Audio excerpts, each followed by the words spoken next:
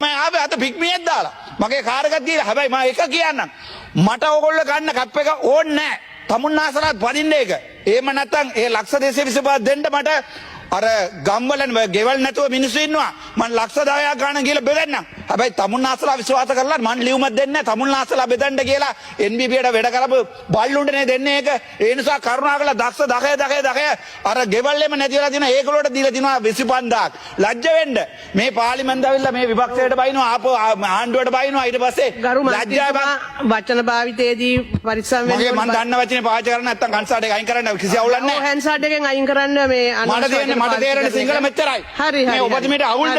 මම සිංහලෙන් කතා කරන්නේ. නෑ බල්ලා වගේ වචන පාවිච්චි බල්ලා කියන්නේ බල්ලා. බල්ලා is a dog. dog එකට dog තමයි කියන්නේ. හරි හැන්සාඩ් එක ලැජ්ජා වෙන්න ඕනේ. ඔබතුමී ඕන නම් ගිහලා හැන්සාඩ් එක අයින් කරගන්න මට කිසි අවුලක් නැහැ. මට කතා කරන්න පුළුවන් සිංහල මෙච්චරයි. හරි. ඔයා හැමදාම මට කරදර කරනවා. කරදර කරන්න එපා. හරිද? මට ලැජ්ජාව බෑ ඕගොල්ලෝගේ ආණ්ඩුව. දැන් ඕගොල්ලෝ අදගෙන ඉන්න රස් එක බලන්න. එක MB කෙනෙක්වත් අමාරු වෙන්නවද කියන්නේ? ඔක්කොම ගොඩ ගිහිල්ලා. හැබැයි මිනිස්සු ගම්බොලේ කොත්මල මේක ඩෑම් එක ඇරලා මිනිස්සු ඔක්කොම යට ගිහලා තියෙන්නේ. හැබැයි මට මෙතනින් ඇවිල්ලා කියන්න බෑ උඹලා වැරදක් කරා මේගොල්ලෝ වැරදක් කරා කියලා තමුන්නාසලා එල්බෝඩ්නේ. එල්බෝස් කාර්යය ඇවිල්ලා මගේ කාර් එකට වැද්ද ගන්නන්. මම ඌව වැඳලා යන්න දෙනවා. ඵලයන්ම යන්න කියලා. ඒ වගේ තමයි මට යන්න දෙන්න තියෙන්නේ ඕලට.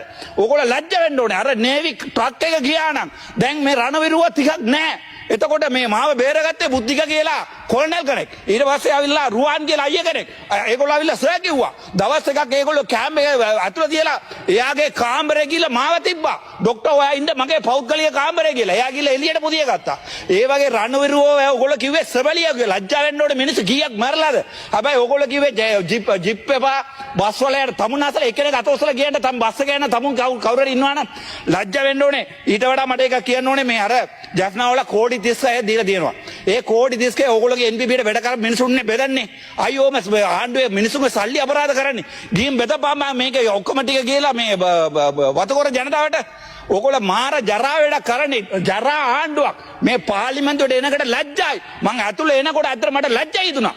මේ ඇතුළේ එනකොට ලැජ්ජයි හිතුණා. ඒක ඕගොල්ලෝ කරන ජරා වැඩක්. කොච්චර ජරාව එක ආමි කෙනෙකුට සප්පාතු නැහැ. සෙරුප්පු නැහැ. උට ඉන්න දෙයක් නැහැ. පානුයි පරුපුයි කන්නේ ඒගොල්ලෝ කැම්ප් එකේ. හැබැයි උඹලා ආවිල්ලා කෝට් අරවා මේවා දාගෙන ආවිල්ලා කොච්චර ලස්සන ඕගොල්ලෝ වාහන වත්කම් බරක හොරට මේ ඉස්සරහා ඉන්නවා එක්කෙනෙක් හොරට ගේක ලියනවා ලක්ෂ 50ට. ලියපු එක නම් මහා වීඩියෝ කර කර ඉන්නවා ඊට පස්සේ එන්න. ඒ ඔප්පුවත් ආවිල්ලා මේ ගැව්වා අනුරාධපුර. ඒ මට ඊට වඩා කියන දෙයක් නැහැ.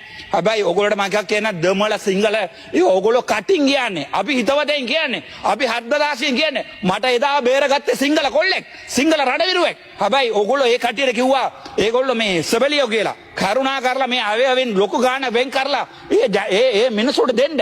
ඒගොල්ලෝගේ ඕනකම වෙනකොට තමයි ඔයගොල්ලෝ හොයාගන්නේ ඒගොල්ලෝ ඉන්නවද නැත්ද කියලා.